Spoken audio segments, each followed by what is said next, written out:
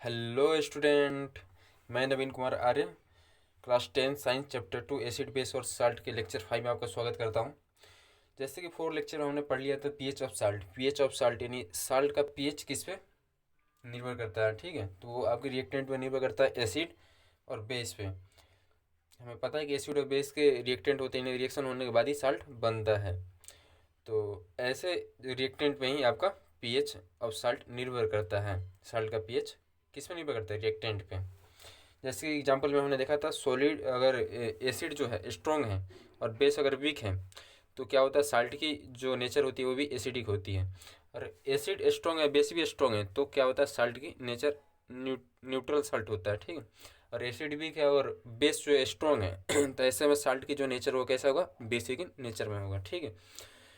और मैंने नोट्स भी लिख दिया है। अब चलते हैं कॉमन साल्ट की ओर। कॉमन साल्ट क्या होता है जानते हैं। एनसीईआरटी बुक के अनुसार कॉमन साल्ट क्या होता है, NaCl जो होता है, common salt is raw material for chemical such as sodium hydroxide, sodium hydrogen carbonate and many more. यानी क्या होता है, कॉमन साल्ट जो होता है आपका रॉ मटेरियल होता है किस चीज़ के लिए, बहुत सारे केमिकल कंपाउंड के लिए, जैसे कि सोडियम हाइड्रोक्साइड हो गया, सोडियम बाई कार्बोनेट या सोडियम हाइड्रोजन कार्बोनेट हो गया, ऐसे बहुत सारे मेनी मोर, ठीक है। इन सभी के लिए क्या होता है, रॉ मटेरियल होता है common salt. NaCl is practically obtained from sea water. और NaCl जो हमारा कॉमन साल्ट जो होता है जिसे हम खाते भी हैं, ये प्रैक्टिकली कहाँ पाया जाता है, सी वाटर यानी समुद्र के पानी में पाया जाता है, ठीक है।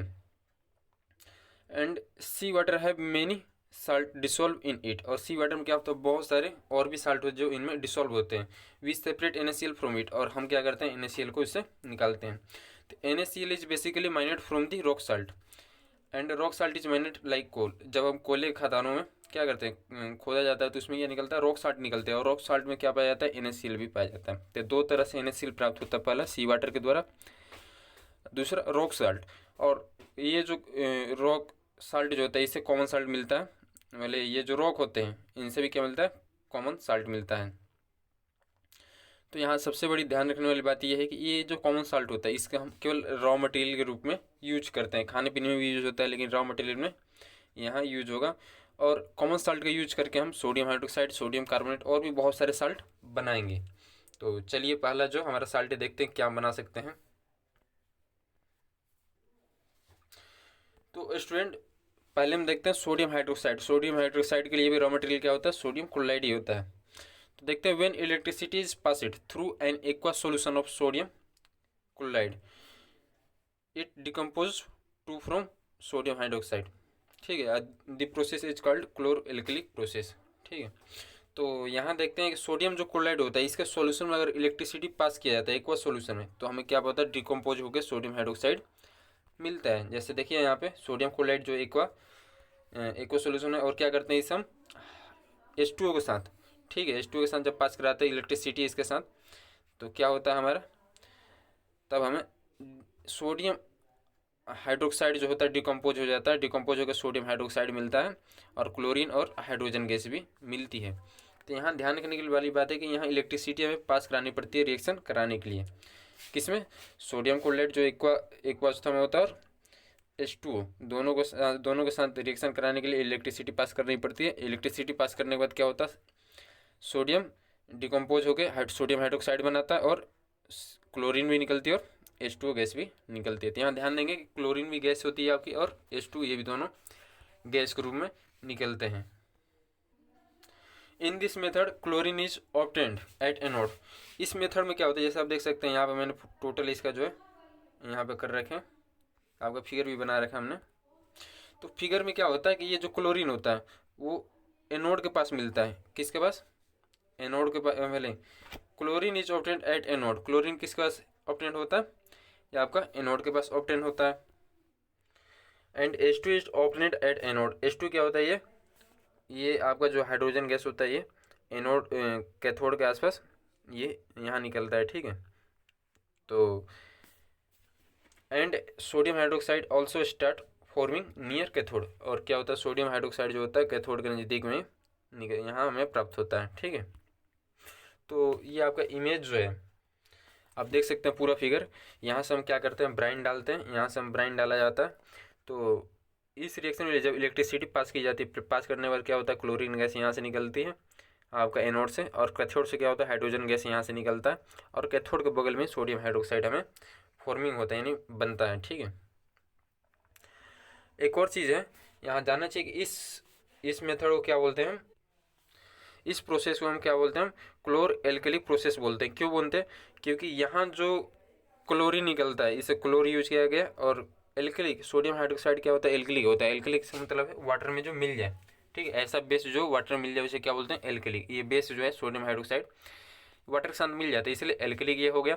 अब क्लोरीन जो होता है इसके लिए क्लोर यूज किया था, इसीलिए क्या बोलते हैं, इसे क्लोर एल्केलिक प्रोसेस बोलते हैं। ठीक है, तो जब भी आपसे क्वेश्चन पूछा जाए क्लोर एल्केलिक प्रोसेस बताइए, तो क्या बता सकते हो, सोडियम क्लोराइड प्लस H2O जब रिएक्शन करते हैं इलेक्ट्रोस्टैटिक पास, जब इलेक्ट्रिसिटी पास की जाती है तो क्या होता है, हमारा सोडियम हाइड्रोक्साइड, क्लोरीन गैस और H2O निकलता है। इस प्रोसेस को क्या बोलेंगे, क्लोर एल्केलिक प्रोसेस। तो स्टूडेंट आगे देखते हैं, सोडियम हाइड्रोक्साइड का यूज कहाँ कहाँ होता है जानते हैं। यूज ऑफ सोडियम हाइड्रोक्साइड, तो फॉर डिग्रीजिंग मेटल की चिकनाई हटाने में भी इसका यूज होता है, सोप में भी यूज होता है और डिटर्जेंट में भी यूज होता है। सोडियम हाइड्रोक्साइड का जो होता है ओलिफेनिंग में भी यूज होता है, मेकिंग पेपर, ब्लीचिंग एजेंट और आर्टिफिशियल फाइबर में भी यूज होता है। तो ये थे स्टूडेंट यूज था ये सोडियम हाइड्रोक्साइड का। आगे देखते हैं, अगला टॉपिक जो हमारा ये है ब्लीचिंग पाउडर। ब्लीचिंग पाउडर क्या होता है, CaOCl2, इसको क्या बोला जाता है, bleaching powder, calcium hypochlorite, calcium hypochlorite. तो if we pass chlorine gas through dry slaked lime, dry slaked lime क्या होता है, आपको कैल्शियम हाइड्रोक्साइड होता है, ठीक है, इसे क्या बोला जाता है, ड्राई स्लिक लाइम। तो if we pass chlorine gas through dry slaked lime, तब क्या होता है हमारा, ड्राई स्लिक लाइम और क्लोरीन को जब क्लोरीन पास कराया जाता है ड्राई स्लिक लाइम में, इन कैल्शियम हाइड्रोक्साइड में, तो क्या होता है हमारा, कैल्शियम हाइपोक्लोराइड मिलता है और H2O यानी ब्लीचिंग पाउडर मिलता है, और क्या मिलता है हमारा, H2O मिलता है। तो ये था आपका रिएक्शन, ब्लीचिंग पाउडर कैसे बनाया जाए। इसके लिए क्या करना पड़ता है हमें, कैल्शियम हाइड्रोक्साइड में क्लोरीन गैस पास कराने में कौन सी रिएक्शन होती है, रिएक्शन होने के बाद क्या होता है, ये कैल्शियम हाइपोक्लोराइड बनता है और H2O निकलता है। तो स्टूडेंट ये था रिएक्शन, और जब भी आपसे पूछा जाए कि बताइए कैल्शियम हाइपोक्लोराइड कैसे बनता है, तो आपको रिएक्शन बताना होता है। अब कैल्शियम हाइपोक्लोराइड यानी ब्लीचिंग पाउडर का यूज देख लेते हैं, किस किस चीज़ में इसका यूज होता है। To make drinking water free from germs, तो वाटर जो होता है हमारा ड्रिंकिंग वाटर, इसको जर्म फ्री बनाने के लिए क्या करते हैं हम, जर्म से फ्री बनाने के लिए क्या करते हैं, इसके लिए हम कैल्शियम हाइपोक्लोराइड का यूज करते हैं, यानी ब्लीचिंग पाउडर का यूज करते हैं। ठीक है, सेकेंड यूज देखते हैं, as an oxidising agent in many industry, बहुत सारे इंडस्ट्री में ऑक्सीडाइजिंग एजेंट के रूप में भी कैल्शियम हाइपोक्लोराइड ब्लीचिंग पाउडर का यूज होता है। ठीक है, अब ब्लीचिंग पाउडर का यूज किस लिए होता है, bleaching cotton and लाइनन in the textile industry, तो कॉटन और लाइनन को क्या करता है, ब्लीचिंग के लिए भी टेक्सटाइल इंडस्ट्री में यूज होता है।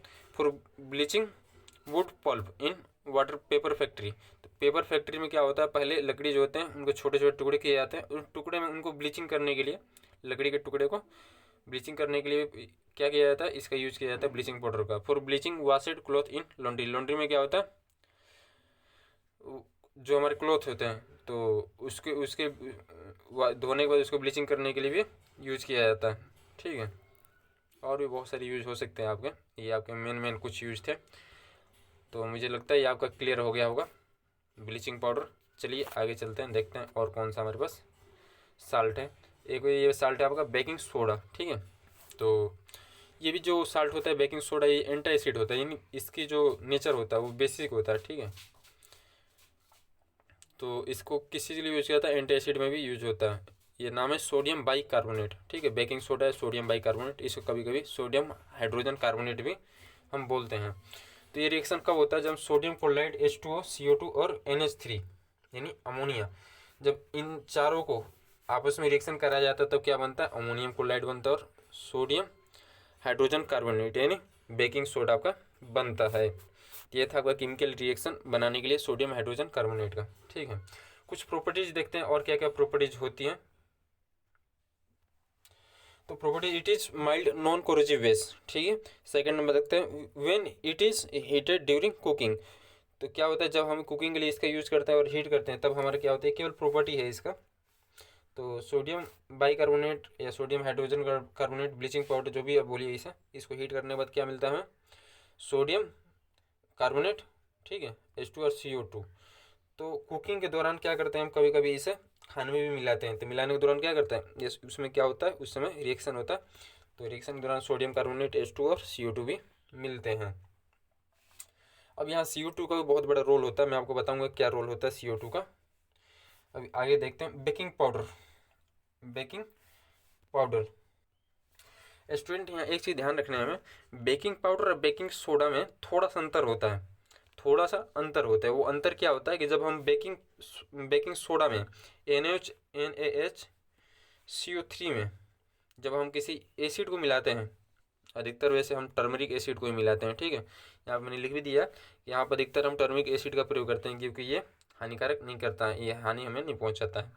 तो जब भी हम बेकिंग सोडा में किसी एसिड को मिलाते हैं तो क्या करता है, ये H+ आयन के साथ रिएक्शन करता है। और ये रिएक्शन कब होता है, जब इन दोनों को सोडियम वाले बेकिंग पाउडर और किसी एसिड को हीट करते हैं हम साथ में, तब क्या होता है कि ये H+ आयन इसके साथ रिएक्शन कर जाता है और रिएक्शन करने के बाद क्या मिलता है हमें, CO2 H2 और सोडियम साल्ट ऑफ एसिड मिलता है, ठीक है।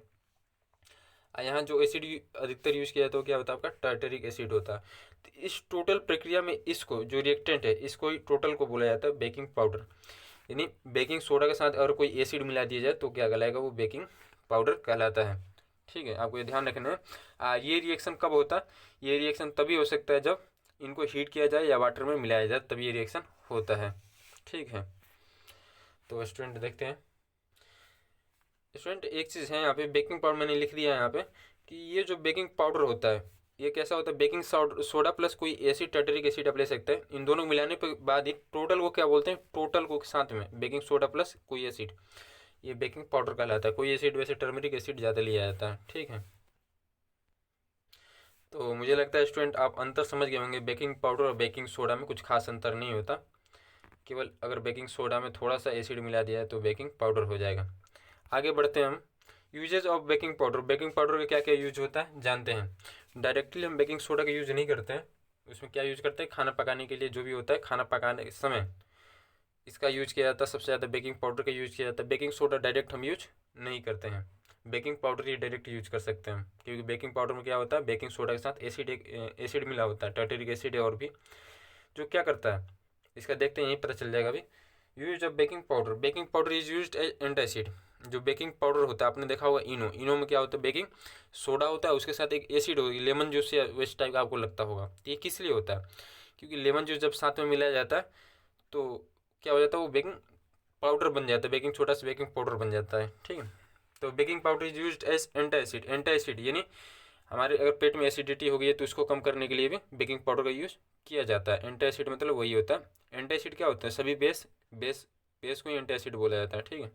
तो baking powder is use as antacid या और for acidity. It is also use in soda acid fire extinguisher. इसका क्या यूज़ हो सकता है, सोडा एसिड फायर एक्सटिंग्विशर में इसका यूज किया जाता है। Baking powder when use in cooking CO2 makes bread cake spongy. जैसे कि मैंने आपको बताया था कि baking soda NaCO3, baking soda और कोई जब एसिड मिलाया जाता है तो एसिड का H+ आयन रिएक्शन करके क्या बनाता है आपका, H+ आयन रिएक्शन करके आपका क्या बनाता है, आपका सोडियम कार्बन Na2CO3 और H2O और CO2 बनाता है, H2O और CO2 बनाता है। तो यहाँ जो CO2 बनता है उस CO2 को क्या काम होता है, वो कुकिंग जब करते हैं तब मिलाते हैं हम बेकिंग पाउडर। अब बेकिंग पाउडर को मिलाने के साथ बेकिंग पाउडर क्या होता है, उसमें एक एसिड भी मिली होती है, तो वो रिएक्शन करके क्या होता है, उसमें CO2 निकलता है। CO2 क्या करता है, उस ब्रेड को स्पॉन्जी बनाता है, ठीक है। It is also use for making food soft and use for faster cooking.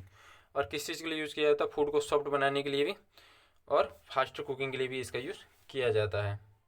तो स्टूडेंट ये थी आपका यूज ऑफ बेकिंग पाउडर, ठीक है, इतनी था। बेकिंग पाउडर बेकिंग सोडा, मुझे उम्मीद है आपको अंतर समझ में आया होगा। जब भी बेकिंग सोडा में कोई एसिड को मिलाए थे, जैसे टर्टरिक एसिड मिलाए थे, तो उसमें वो क्या हो जाता है, वो बेकिंग सोडा कहलाता है। ये किस लिए कहा जाता है, ये रिएक्शन कराने के लिए कराया जाता है, जो कब होता है, जब इसे हीट किया जाता है या जब वाटर के साथ मिलाया जाता है तब उसके अंदर CO2 निकलता है। वो क्या करता है, केक को स्पॉन्जी बनाने के लिए और कुकिंग को फास्टिंग बनाने के लिए भी यूज किया जाता है, इसलिए हम उसके अंदर एसिड मिलाते हैं बेकिंग सोडा के अंदर। तो मुझे उम्मीद है आपको ये सोडा और पाउडर में अंतर समझ में आ गया, बेकिंग सोडा बेकिंग पाउडर में। चलिए आगे बढ़ते हैं स्टूडेंट। अब हमारे सामने वॉशिंग सोडा। वॉशिंग सोडा क्या होता है इसे जानते हैं। NO2CO3 इंटू 10H2O, ठीक है। इसको बोला जाता है सोडियम कार्बोनेट डेकाहाइड्रेट। इस टोटल को क्या बोला जाता है यहाँ पे, इसे बोलेंगे सोडियम कार्बोनेट। 10 है ना, 10H2O, इसे बोलते हैं डेकाहाइड्रेट, ठीक है। तो सोडियम कार्बोनेट डेकाहाइड्रेट इसे टोटल बोला जाता है एक साथ। तो we obtained Na2CO3 from heating NHCO3। हम क्या करते हैं, हमारा जो सोडियम कार्बोनेट होता है इसे कैसे प्राप्त करते हैं, हीटिंग करके। किस चीज़ का, सोडियम बाइकार्बोनेट का, यानी बेकिंग सोडा का। हीट करने पर हमें क्या मिलता है, जब हम हीट करते हैं बेकिंग सोडा को, तो हीट करने के बाद मैंने पिछले रिएक्शन में बताया था कि आपको NO2H2 और CO2, ये पिछले वाला ही रिएक्शन है, ये सभी चीज़ मिलते हैं। आफ्टर क्रिस्टलाइजेशन क्या होता है, आफ्टर क्रिस्टलाइजेशन करने के बाद क्या होता है हमारा NO2CO3 we obtain NO2CO3 into 10H2O। तो मैं आपको बताऊंगा क्या होता है क्रिस्टलाइजेशन, ठीक है। रिक्रिस्टलाइजेशन और क्रिस्टलाइजेशन दोनों के विषय में मैं आपको आगे टॉपिक में बताऊंगा। तो ये आपको रिएक्शन याद रखने हैं। ये रिएक्शन पिछले भी मैं बताया था प्रॉपर्टीज में, इसका बेकिंग सोडा का प्रॉपर्टीज में भी बताया था, और अभी यहाँ भी वॉशिंग सोडा में भी इसका यूज है। तो स्टूडेंट देखते हैं रिक्रिस्टलाइजेशन कैसे होता है, इसको भी समझते हैं। तो स्टूडेंट रिक्रिस्टलाइजेशन जो होता है, जैसे हमारा प्राप्त हो गया था NO2CO3, इसमें क्या करते हैं हम 10H2O को मिलाते हैं। तो मिलाने के बाद हमारा क्या होता है, ये कुछ डायरेक्ट इस फॉर्म हो जाता है। इसका मतलब भी मैं समझाऊंगा। सोडियम कार्बोनेट डेकाहाइड्रेट इसका नाम है, इसे क्या बोला जाता है, वॉशिंग सोडा भी बोला जाता है, ठीक है। टोटल को इंटू 10H2O के साथ इसको क्या बोला जाता है, वॉशिंग सोडा। ये कैसे होता है क्रिस्टलाइजेशन में, इसको आगे जो पूरा फुल डिटेल में बताऊंगा। अभी केवल इसका यूज आगे समझते हैं, इसका यूज क्या क्या है और कैसे इसका यूज हम करते हैं। Use in glass soap and paper industry, इसका क्या यूज है, ग्लास सोप और पेपर इंडस्ट्री में भी इसका यूज होता है।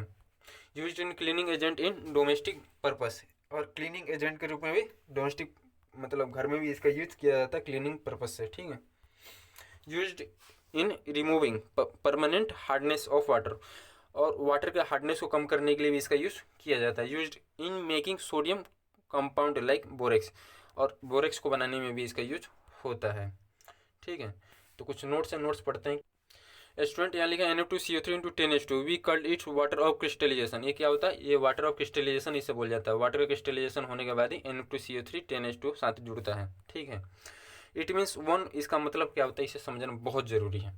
यहाँ Na2CO3 और 10H2, तो इसका मतलब ये है कि ये जो आपका कंपाउंड है, ठीक है। मैं पहले इंग्लिश को पढ़ देता हूँ। It means one molecule of Na2CO3, इसका मतलब है कि Na2CO3 का एक molecule is holding 10 molecule of water, water का 10 मॉलिक्यूल को होल्ड करता है, ठीक है। यानी ये जब रिएक्शन होता है टोटल में, इस कंपाउंड जैसे बोलते हैं वॉशिंग पाउडर, ठीक है। तो वॉशिंग पाउडर में क्या होता है आपका कि Na2CO3, ये जो सोडियम कार्बोनेट है, उसका एक मॉलिक्यूल वाटर के 10 मॉलिक्यूल को होल्ड करके रखता है नॉर्मल कंडीशन में। नॉर्मल कंडीशन में क्या होता है कि सोडियम कार्बोनेट का एक मॉलिक्यूल वाटर के 10 मॉलिक्यूल को होल्ड करके रखता है, इसीलिए क्या होता है Na2CO3 नॉर्मल कंडीशन में, इसीलिए इसे ऐसे लिखा जाता है, ठीक है स्टूडेंट।